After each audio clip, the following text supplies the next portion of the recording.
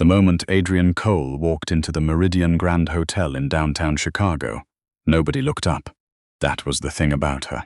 41 years old, founder and CEO of Vantage Capital Partners, a firm that managed over $9 billion in assets across 4 continents, and she walked through the marble lobby in a worn canvas tote bag, dark jeans, and a plain navy blazer that she'd had for 6 years. No entourage.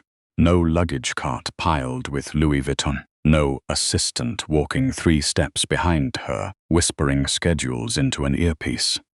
Just Adrienne, moving quietly through a space that had been designed specifically to make people like her feel like they didn't belong. She didn't mind. She never had. What Adrienne Cole minded, the only thing she had ever truly minded in 41 years of navigating rooms that weren't built for her, was being treated as though her presence required an explanation. She crossed the lobby toward the Meridian's private check-in desk, the one reserved for Platinum Elite members and guests booked into the Penthouse tier. The sign above the desk was discreet, gold lettering on dark mahogany. She'd stayed at this hotel 17 times in the past 4 years. She knew exactly where to go. Behind the desk stood 2 staff members. The first was a young woman with a bright smile who was already helping another guest, a man in a business suit, grey at the temples, who was laughing about something and had 3 pieces of luggage sitting on a cart beside him. The second was a man in his mid-30s named Stuart Boone. His name tag was polished. His expression when he looked up and saw Adrienne approaching shifted in a way that was very small and very specific. It wasn't disgust. It wasn't hostility. It was something more corrosive than either of those things. It was doubt. Stuart Boone looked at Adrienne Cole, at her canvas tote bag, at her jeans, at the fact that she was a black woman standing alone, and in the 2 seconds it took to reach the desk, he had already made a decision about who she was and what she was doing there. "Can I help you?" he said. The words were correct. The tone was not. "I'm checking in," Adrienne said. "Reservation under Cole." Stuart's fingers moved to his keyboard with a slowness that was its own kind of statement. He typed. He looked at the screen. He typed again. Then he looked up with an expression that managed to be both polite and dismissive at the same time. "I'm showing a reservation for an Adrienne Cole," he said, "but this desk is for our Platinum Elite members and Penthouse-level bookings." "I know," Adrienne said. A pause. "Your reservation is showing a standard room on the 14th floor," Stuart said. "I'll need you to check in at the main desk." He gestured toward the center of the lobby, where a longer line of guests was queued behind a row of golden stanchions. Adrienne looked at him steadily. "I've been a Platinum Elite member for 3 years," she said. "I'm booked into the Penthouse suite, the Vantage suite." Stuart looked at his screen again. The way he looked at it suggested he was hoping it would tell him something different. "I'm not showing that booking," he said. "Then look again," Adrienne said, and her voice was calm.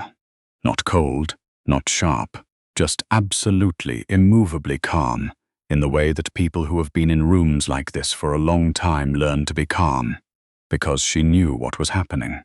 She had known since the moment his expression shifted, and she also knew that the worst thing she could do right now was raise her voice, because the moment she raised her voice, she would stop being a wronged customer and start being a problem to be managed.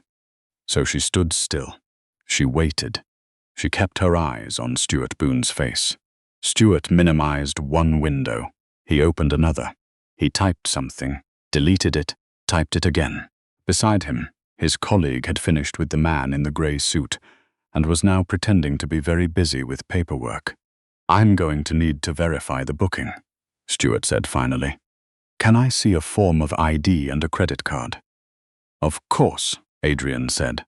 She reached into her tote bag, the unfashionable, canvas, 6-year-old tote bag, and she produced her ID and a black card that had no number on its face and no bank name visible, just a small engraved insignia in the corner that people who knew. Stuart looked at the card. Something crossed his face. a flicker of recalibration, but he suppressed it quickly. He ran the card. He waited. He looked at the screen. And then he said, "I'm going to need to get a manager." The manager's name was Philip Greer, and he arrived in under 3 minutes, which told Adrienne that Stuart had not simply called for assistance. He had called for backup. Philip Greer was 50-something, broad-shouldered, with the particular kind of confidence that comes from managing a luxury hotel for a long time and believing, at a cellular level, that the quality of a guest could be assessed on sight. "Miss Cole," Philip said, extending his hand with a smile that was perfectly calibrated. Warm, but not deferential. "I'm Philip Greer, the guest services director. I understand there may be some confusion about your reservation." "There's no confusion on my end," Adrienne said. "I booked the Vantage Penthouse suite 6 weeks ago through your Platinum Concierge line. I have the confirmation number." She reached into her tote bag again and produced her phone, where she had the email pulled up, because she always pulled it up when she traveled, and she didn't let herself think too hard about why she always did. Philip took the phone. He looked at the confirmation number. He handed the phone back. "I see," he said. "Let me just... if you'll give me 1 moment." He moved to the computer beside Stuart and typed. He read what was on the screen. He typed again, and then his posture changed, not dramatically, not in a way that anyone who wasn't watching carefully would notice, but Adrienne was watching carefully. And she noticed. He had found it. It was always there. It was always right there where she said it would be. "I do see the reservation," Philip said, turning back to her. "But I'm afraid we have a situation." Adrienne waited. "The Vantage suite was reassigned earlier this afternoon," Philip said. "We had a long-standing client who required the suite on an emergency basis, and given the circumstances, our team made the decision to accommodate that request. Your reservation has been moved to our executive suite on the 22nd floor, which is..." "I didn't ask to be moved," Adrienne said. "No, of course not, and we completely understand that this is an inconvenience." "I booked that suite for a specific reason," Adrienne said. "I have meetings tomorrow morning that were arranged around the facilities in the penthouse level, the private conference room, the secure network access, the separate entrance." She paused. "Who authorized the reassignment?" Philip hesitated for just a half-second too long. "It was a team decision," he said. "I'd like a name." Another pause. "Our reservations director, Gail Thurston, coordinated with our VIP services team, and the guest who received my suite," Adrienne said. "Are they currently checked in?" Ems. "Cole, I understand your frustration." "I'm not frustrated," Adrienne said, and she meant it. She wasn't frustrated. She was something quieter and more focused than frustration. "I'm asking a straightforward question. Is the guest currently in the suite?" "They checked in approximately 2 hours ago, yes." Adrienne nodded slowly. She looked around the lobby, the marble floors, the flower arrangements that cost more than most people's monthly rent, the other guests moving through the space with the easy assumption that they were exactly where they were supposed to be. Then she looked back at Philip Greer. "I want to speak with Gail Thurston," she said. "And I want the general manager." Philip's polished expression showed its first real crack. "Mr. Hessler is in a meeting at the moment." "Then I'll wait." She waited for 11 minutes. She knew it was 11 minutes because she counted them, standing at the side of the platinum desk, not sitting in the chairs that Philip had gestured toward, because sitting would have looked like she was waiting to be granted something, rather than waiting to speak to someone who worked for her. She stood. She checked her phone. She answered 2 emails. Several guests passed through the lobby during those 11 minutes. 3 of them glanced at her. 2 of those 3 looked away quickly, in the way people look away from something that makes them slightly uncomfortable. 1, a woman about her own age, wearing a coat that probably cost more than Adrienne's car, looked at her with an expression that was so plainly assessing, so openly asking the question. What are you doing here?" That Adrienne felt the familiar, exhausting weight of it settle across her shoulders like something physical. She stood straighter. She was still standing straight when Oliver Hessler appeared. Oliver Hessler, 58, had been the general manager of the Meridian Grand Chicago for 11 years. He was tall, slim, silver-haired, and he walked with the particular authority of a man who believed that his hotel was the finest in the city, and that the finest in the city reflected well on him personally. He had shaken hands with senators. He had hosted film premieres in the ballroom. He managed a staff of over 400 people, and he had learned in 11 years to read a lobby the way a conductor reads an orchestra, knowing instantly when something was off. What was off right now, in his read of the lobby, was the black woman in the jeans standing at the platinum desk with an expression that he could not quite categorize as angry, but that made him feel instinctively that this needed to be handled carefully. "Miss Cole," he said, extending his hand. "I'm Oliver Hessler. I apologize for keeping you waiting." "Thank you for coming," Adrienne said, and shook his hand with a grip that was exactly as firm as his. "Philip has given me some context," Oliver said. "I want to assure you that we take situations like this very seriously, and I'd like to find a resolution that—" "Mr. Hessler," Adrienne said, "I'd like to understand the policy that allowed my reservation, a confirmed, paid reservation for the Penthouse suite, to be reassigned to another guest without my knowledge or consent." Oliver glanced briefly at Philip. "In exceptional circumstances," he began, "when a long-standing relationship requires." "Who is the guest in the suite?" Adrienne asked. "I'm not able to share another guest's information." "I'm not asking for their personal information," Adrienne said. "I'm asking whether they are a Platinum Elite member, a silence. They are a valued client of the Meridian family of hotels." Oliver said carefully, "That's not what I asked. Longer this time. The client in question has a relationship with the Meridian dating back many years. Miss Hessler." Adrienne's voice was still quiet, still unhurried. "My name is Adrienne Cole. I am the founder and CEO of Vantage Capital Partners. I've been a Platinum Elite member of the Meridian for 3 years and a guest at this property specifically 17 times. I booked the Vantage suite 6 weeks in advance through your concierge line. I paid for that suite. I confirmed that suite. I arranged professional meetings around that suite." She let a beat pass.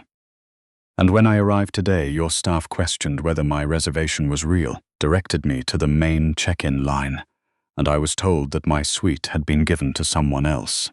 I'd like to understand whether that would have happened to another guest."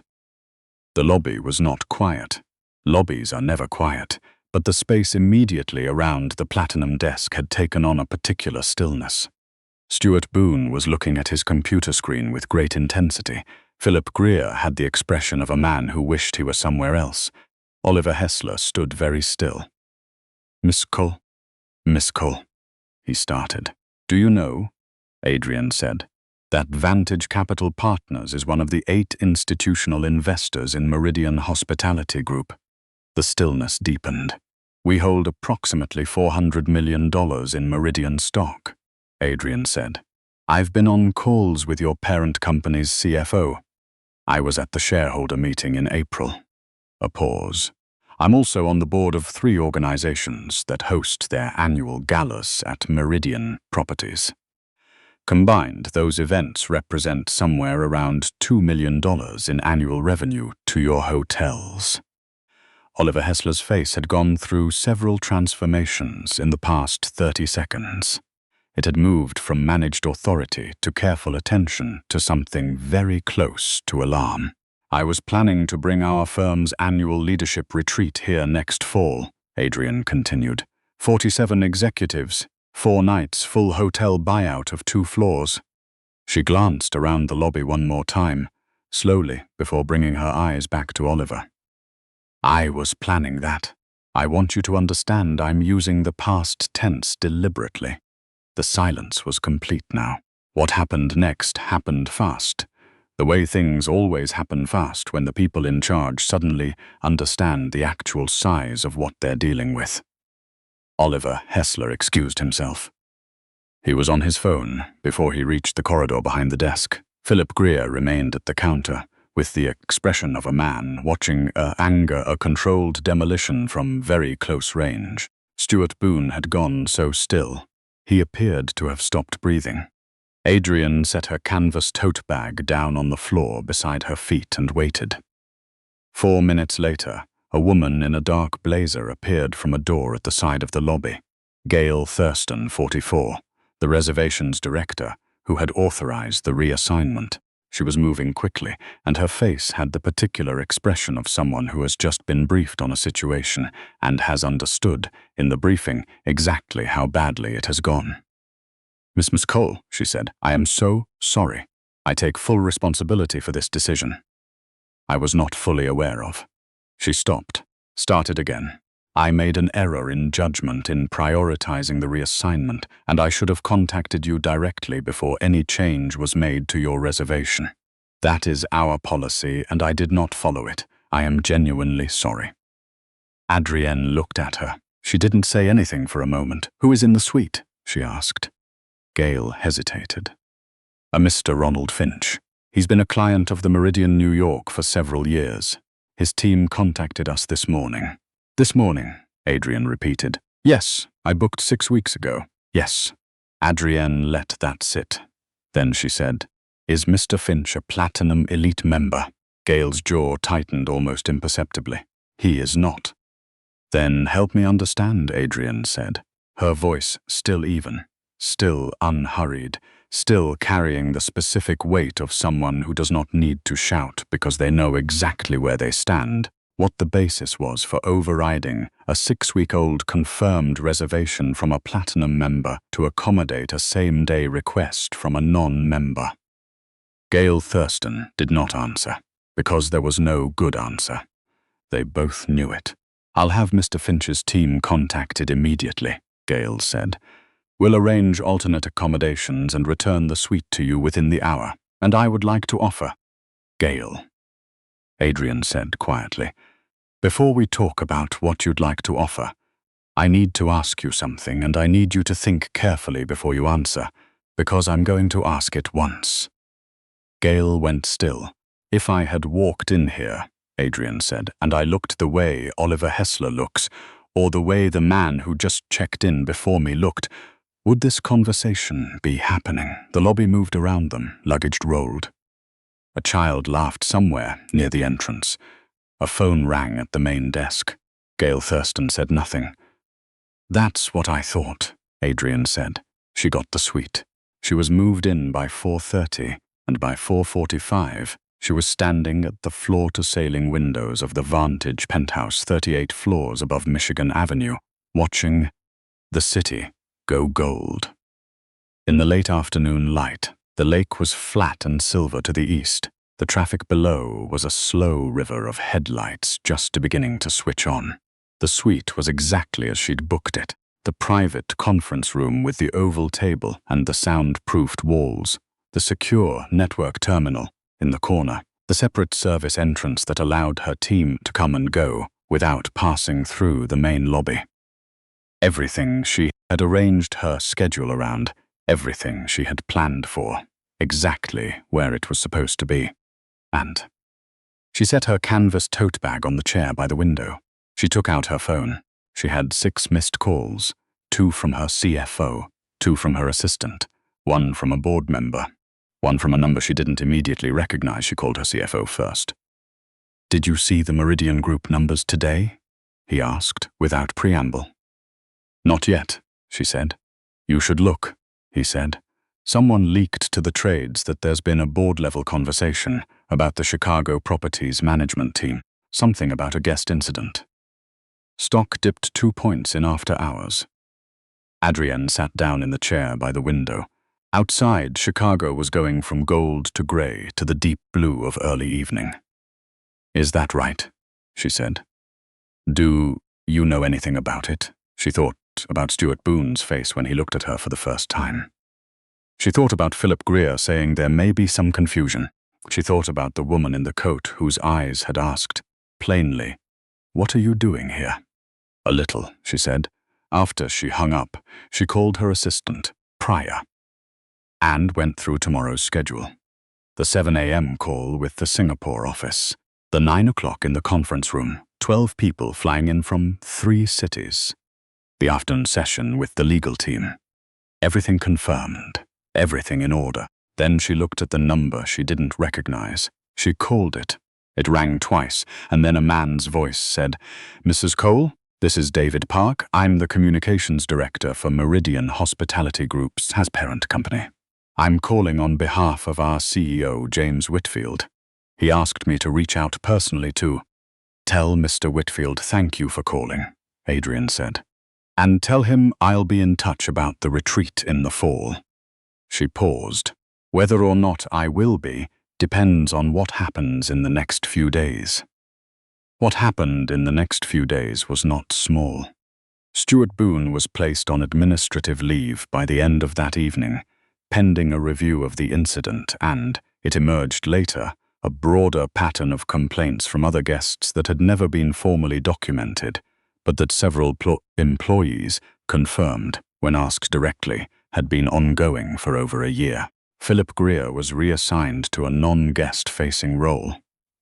Gail Thurston retained her position, but was required to complete a formal review process and work with an external consultant on reservation equity protocols. Oliver Hessler issued a statement, internal first, then public, after a journalist at a hospitality trade publication heard something from someone and started making calls, acknowledging that a guest had experienced a failure of our service standards and that the hotel was conducting a thorough internal review.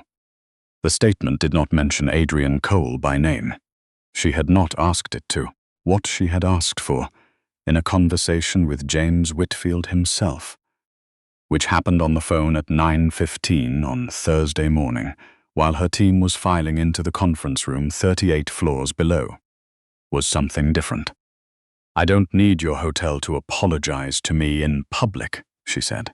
"I don't need a press release. What I need is for your properties to have a documented, enforceable policy that makes it structurally impossible for a reservation to be overridden based on anything other than the objective criteria you publish for your platinum members." She paused. "Because what happened to me on Tuesday would have happened to anyone who walked in looking the way I was looking, and the people who don't have what I have, the board seat and the stock and the retreat budget, those people don't get a call from your communications director 2 days later. Those people just get moved to the 14th floor and told to be grateful for the upgrade." James Whitfield was quiet for a moment. Then he said, "You're right. I know I'm right," Adrienne said. "The question is what you're going to do about it." What Meridian did about it became, over the following months, a case study that several business school professors would use in their ethics courses. The policy overhaul. The mandatory documentation requirements for any reservation change, regardless of the guest's status or relationship with the hotel. The third-party audit of complaint records across all 14 flagship properties. The internal training program, not a one-time module, not a checkbox exercise, but a rolling, evaluated, consequence-carrying training program that measured outcomes, not intentions. None of it happened overnight. None of it happened easily. There were people inside the organization who pushed back, who said it was overreach, who said the incident had been blown out of proportion, or asked in the particular way that people ask when they are hoping the answer will be no, whether any of this was really necessary. But the policy changed. The audit happened. The training program ran its first cohort 6 months later, and then a second, and then a third.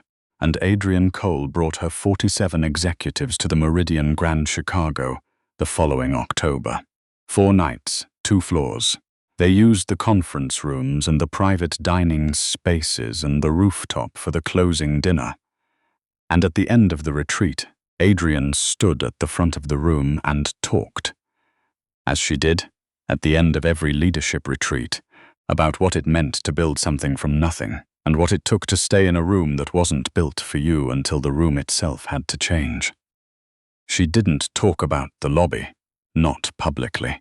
She talked about it later, once, to her niece, Zora, who was 23 and had just started her first job at a financial firm in New York, and had called her aunt because she'd had a week that had left her shaking and uncertain in a way she didn't have words for yet.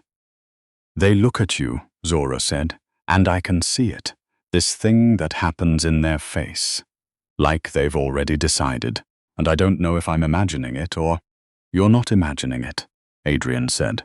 A pause. "How do you?" Zora started. "How do you not let it make you angry?" Adrienne thought about the lobby. She thought about standing at that counter, measured by a man who had never heard her name and had already decided what it meant. She thought about what it cost to stand still, what it cost to keep her voice level, what it cost and what it was worth, and why it had always been worth it. "I do let it make me angry," she said. "I just don't let it make me loud." A pause. "Loud gets you escorted out. Calm gets you the suite." Zora was quiet for a moment. Then, "And what if you don't have the suite? What if you're not the CEO with the stock portfolio? What if you're just—" "Then you're still right," Adrienne said. "You were right before anyone knew your name. The knowing doesn't create the right. It just forces other people to acknowledge it." She let a beat pass. "And that's the work. Not proving that you deserve to be there. You already deserve to be there. The work is making sure the room knows it." Zora didn't say anything for a long time after that. Outside Adrienne's window, she was in New York this time, in her own apartment, in the corner she used as an office. The city was doing what cities do at night, which is keep moving, indifferent and relentless and full of rooms where the same conversation was being had over and over between the people who were asked to prove they belonged and the people who were never asked anything at all. She thought about Gail Thurston's face when she'd asked the question. The one she'd said she would only ask once. Would this conversation be happening? The silence had been its own answer. It always was. And that was the thing that stayed with Adrienne Cole. Long after, the suite was hers, and the policy was changed, and the retreat had come and gone. Not the victory, not the apology, not the 2-point dip in the stock price that someone had mentioned, and that she had not caused, but had not stopped either. What stayed with her was the silence. The honest, unguarded, unspinnable silence of a person confronted with a truth they had always known was there and had never once had to say out loud. Some truths are like that. They live inside the pause. They live inside the look that shifts when someone decides, in 2 seconds, who you are and what you're doing here. The work was making sure the room heard them anyway. Adrienne Cole had been doing that work for 41 years. She intended to keep doing it, and the room, slowly, imperfectly, with resistance and recalibration, and the particular reluctance of things that have been arranged a certain way for a very long time. The room was beginning to change.